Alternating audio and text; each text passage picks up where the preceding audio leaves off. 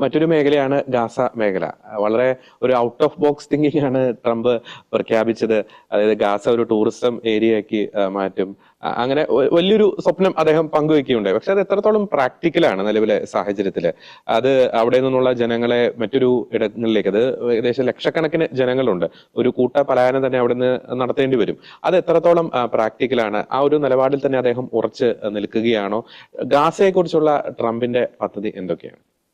ട്രംപിന്റെ സ്റ്റേറ്റ്മെന്റ് പലരെയും അതിശയിപ്പിച്ചു. Gaza will become a resort property. പക്ഷെ അന്നത് പറഞ്ഞപ്പോ എല്ലാവരും ചിരിച്ചു, ഇത് എന്ത് കഥ. പക്ഷെ ഇപ്പോ പല ഗൾഫ് കൺട്രീസും അങ്ങനെ ആ വിധത്തിലാണ് ചിന്തിക്കുന്നത്. കാരണം ഗാസ ഇപ്പൊ ഒരു ശവപ്പറമ്പ് പോലെയാണ് കിടക്കുന്നത്. അവിടെ ഒന്നും ചെയ്യാൻ നിവൃത്തിയില്ല.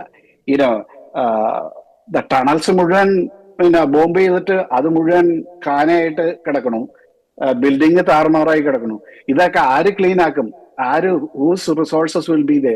ആർക്കും അവിടെ താമസിക്കാൻ, പ്രാക്ടിക്കലായിട്ട് താമസിക്കാനായിട്ട്, മര്യാദയ്ക്ക് താമസിക്കാനായിട്ടുള്ള ഒരു സ്ഥലമല്ല അത്. അതൊരു ശവപ്പറമ്പ് തന്നെയാണ്. അപ്പോൾ ട്രംപിന്റെ ഇപ്പോഴത്തെ ഐഡിയയും അന്നത്തെ ഐഡിയയും മുന്നോട്ട് വെച്ചത് ഇതാണ്. ഇവരൊക്കെ അറ്റ്ലീസ്റ്റ് ടെമ്പററിലി ലിബിയയിലേക്കോ ജോർഡാനിലേക്കോ ഈജിപ്തിലേക്കോ അവരെ ട്രാൻസ്പ്ലാന്റ് ചെയ്യുക.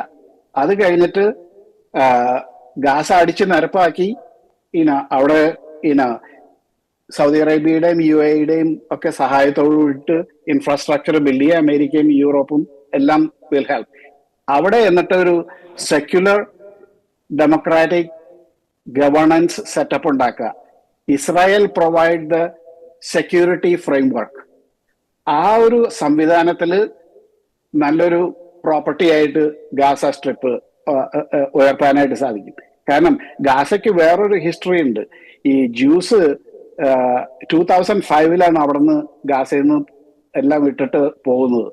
കാരണം 2005 ഗാസയുടെ എക്കോണമിയുടെ 70% ഈ 8,000 ജ്യൂസാണ്. അവരുടെ ഡ്രിപ്പ് ഇറിഗേഷൻ, അവരുടെ വെജിറ്റബിൾ എക്സ്പോർട്ടിലാണ് ജീവിച്ചിരുന്നത് അവരുടെ.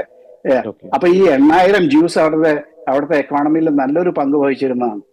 എന്നിട്ട് മറ്റേ ഇൻറ്റിഫാഡയും ഇതൊക്കെ വന്ന് ഇവരെ അവിടെ അടിച്ച് പുറത്താക്കണം എന്നൊക്കെ പറഞ്ഞ് അവസാനം അമേരിക്ക എന്നുള്ള വേൾഡ് ന്യൂസ് ആൻഡ് ഈ കോളേജുകളുടെ റാങ്കിങ് ഒക്കെ നിശ്ചയിക്കുന്ന ഒരു മാഗസിനുണ്ട്, US world news and report എന്ന് പറഞ്ഞിട്ട്. അതിന്റെ ഓണറാണ് ഇവർക്ക് നഷ്ടപരിഹാരം കൊടുത്തത്. ഈ 8,000 ജ്യൂസിന് ഗാസയിൽ നിന്ന് ഇസ്രായേലിലേക്ക് പോകാനായിട്ട് നഷ്ടപരിഹാരം കൊടുത്തു കൊണ്ടുപോയത്. അപ്പോ അവര് പോയപ്പോ എല്ലാ ഇൻഫ്രാസ്ട്രക്ചർ, ഈ ഡ്രിപ്പ് ഇറിഗേഷൻ, മറ്റേ വെജിറ്റബിൾ ഫാം, ഇതെല്ലാം അതുപോലെ തന്നെ ഇട്ടിട്ട് പോയി. എന്നിട്ട് 6 മാസത്തിനുള്ളിൽ ഇവര് മുഴുവൻ നശിപ്പിച്ചു. അത് മോട്ടറും ഹോസും എല്ലാം ഊരി എടുത്ത് വിറ്റ് അവസാനം പഴയ പോലെ ഒന്നുമില്ലാണ്ടായി. അപ്പൊ അതാണ് ഹിസ്റ്ററി. അപ്പോ അവരെ തന്നെ ഏൽപ്പിച്ചു കൊടുത്തു കഴിഞ്ഞാൽ ഒന്നും നടക്കില്ല. അതുകൊണ്ടാണ് അവരെല്ലാം അവിടെ നിന്ന് മാറ്റി ഇൻഫ്രാസ്ട്രക്ചർ എല്ലാം ലേ ഔട്ട് ചെയ്തതിന് ശേഷം ഇത് if they subscribe for a living in a secular way then you can come എന്നുള്ളതാണ്. That is the best solution. അത് പ്രാക്ടിക്കൽ ആണോ എന്ന് എനിക്കറിയില്ല. പക്ഷെ ഇപ്പോഴത്തെ സാഹചര്യത്തിൽ ശവപ്പറമ്പാണ് അത്. ഒരു കാരണവശാലും ആൾക്കാർക്ക് ഏതെങ്കിലും റീസണബിൾ വിത്ത് എ ഹ്യൂമൻ ഇതിൽ ജീവിക്കാനായിട്ട് വളരെ ബുദ്ധിമുട്ടുള്ള സ്ഥലമാണ്.